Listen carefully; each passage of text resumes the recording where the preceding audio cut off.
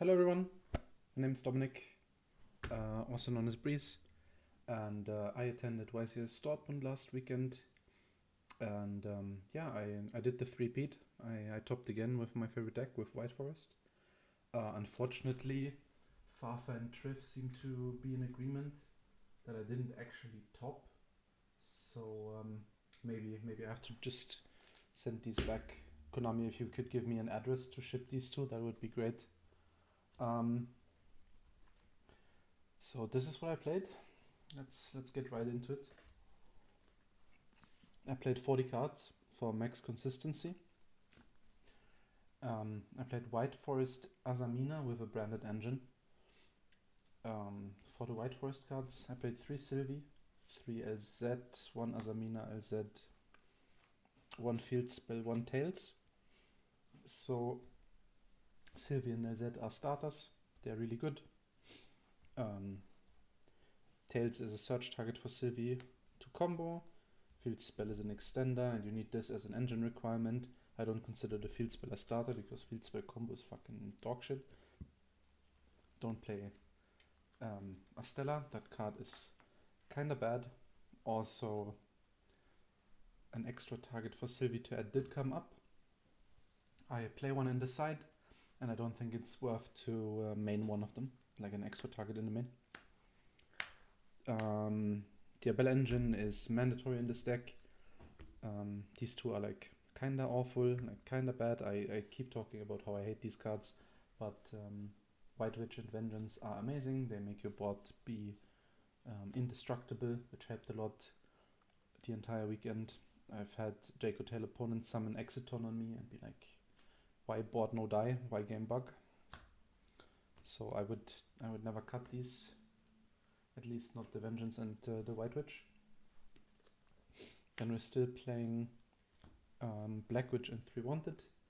Black Witch isn't a starter in this list, it's just an engine requirement or endboard piece or extender, whatever you want to call it. And Wanted is just a good card because it draws a card, and I like drawing cards. It also gets you to Deception, which gets you to Hallowed, which adds an Omni Negate to your endboard, which is pretty good, I hear. And then I play 1 trap card for Black Witch to set for extra sealing. It has a grave effect where they can't respond to your cards, which is kind of nice. People misread that thing all the time or forget it or play into it, but honestly it's not that amazing of a protection effect. Shout out to my favorite cards and Rory's favorite cards, also known as Sean Schneider. These are proxies because I played after returning borrowed cards. These should be Fallen of the White Dragon, so the new albaz from Burst Protocol. That card was completely crazy the entire weekend, and you can tell by how many of them you've seen in Dracotail lists. That card is just really good. Also, 1 Incredible Ecclesia and 1 original Fallen of Albaz. The idea is to summon this on your opponent's turn to interrupt them, or even on your own turn to play into a board. The Incredible Ecclesia helps you with consistency, not with consistency, with going second because it's like a free body. It helps you in the grind game because you get to add it back almost every end phase. That's the entire engine that I played. For non-engine, I was on 3 Fuva, 3 Ash, 3 Fallen and the Virtuous, 3 Forbidden Droplet, 3 Evenly Matched, and 1 copy of Called by the Grave.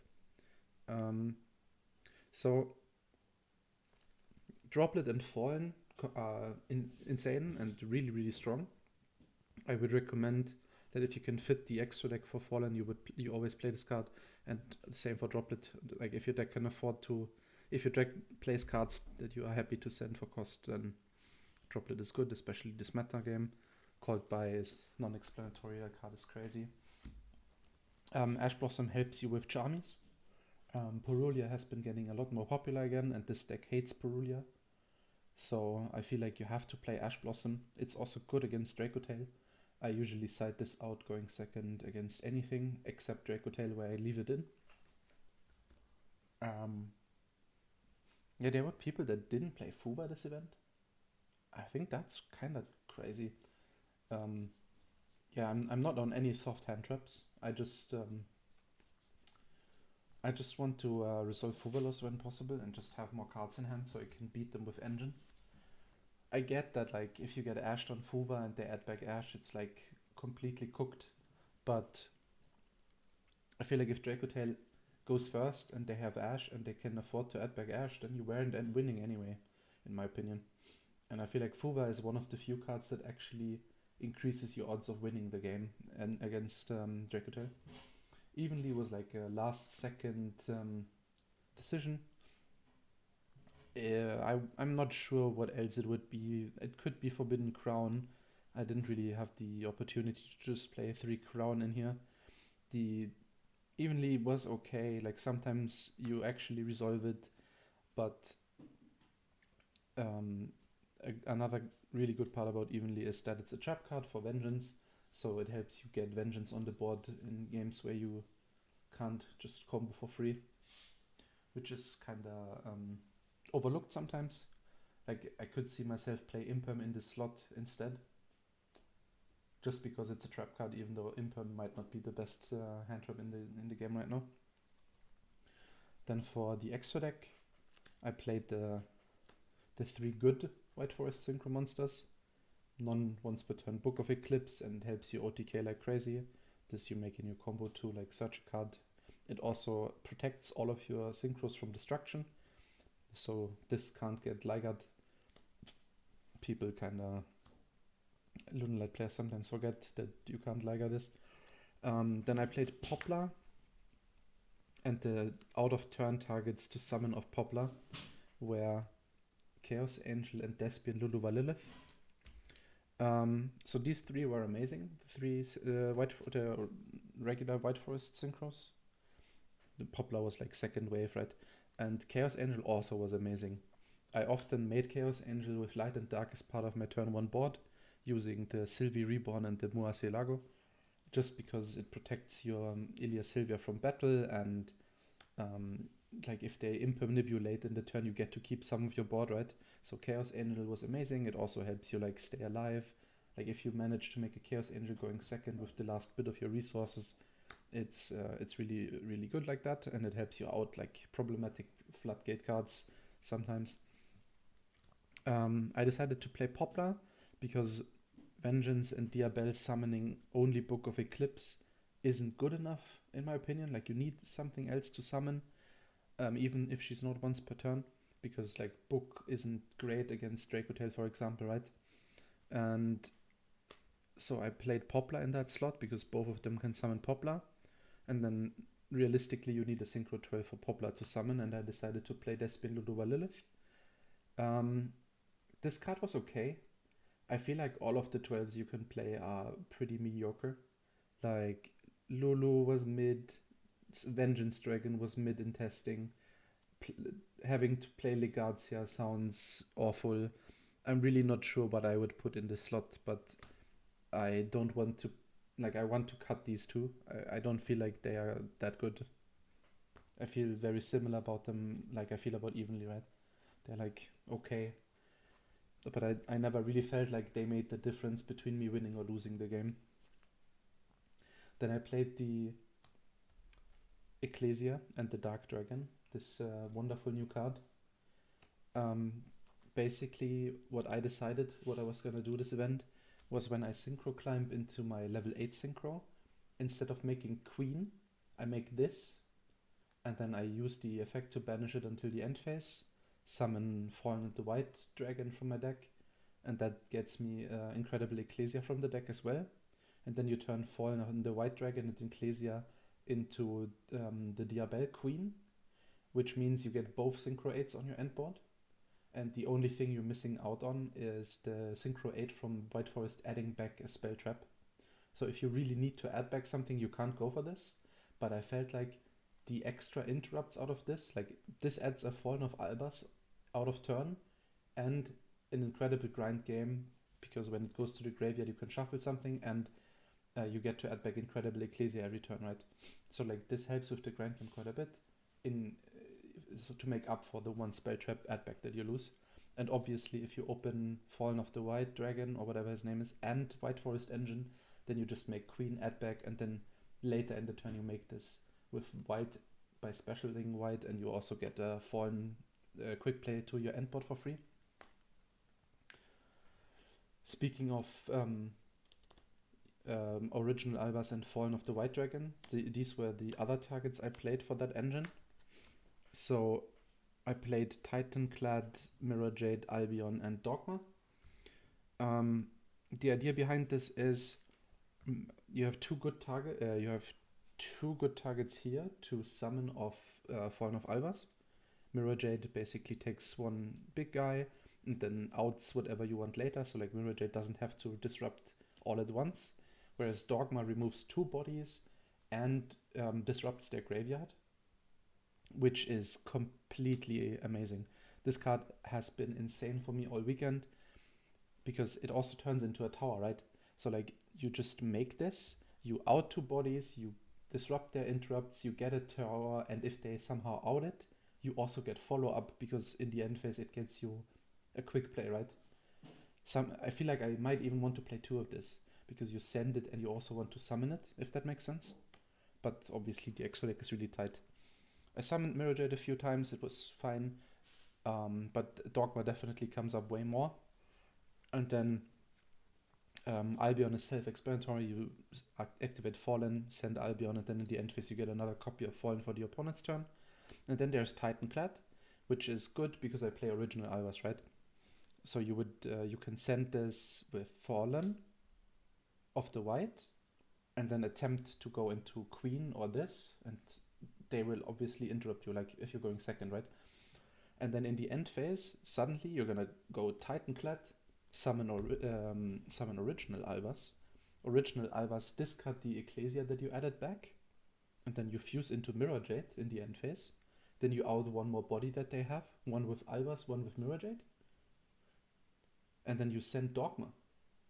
And then Dogma adds a Fallen and the Virtuous, which you can then activate to send Albion to out another card. And then Albion sets another Fallen and the Virtuous. And even if you have all 5 targets used, you can still use the Virtuous out of turn to reborn something, right? For example, a Dear Bellstar Vengeance, let's say. So these cards added the so-called main phase 3 to my deck. The entire package, I wouldn't trade it for anything. I don't think if I had to play the YCS again with the same card pool legal, I don't think I would play anything else.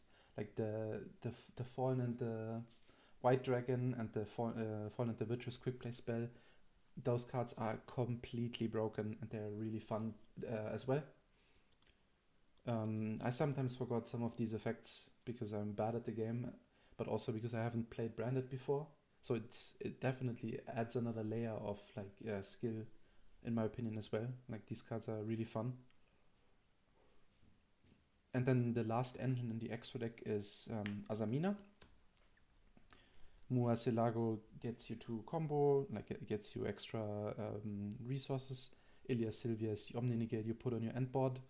And Saint Azamina is, like in some lines, when you can't full combo, but you can summon Saint, it could be part of your end board. Like it has a floodgate effect that sometimes comes up, and it can help you play through interrupts or through disruption. For example, if your level 2 gets stopped, you can get it from the deck with this to still get access to it in some situations.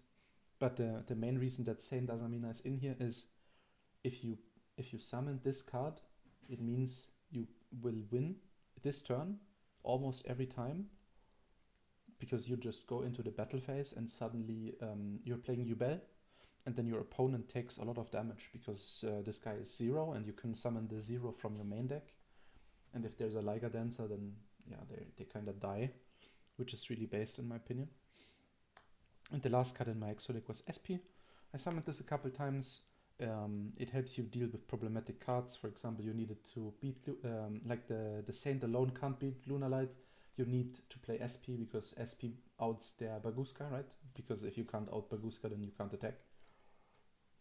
So I feel like the SP is mandatory for Lunar Light and to out Floodgate cards.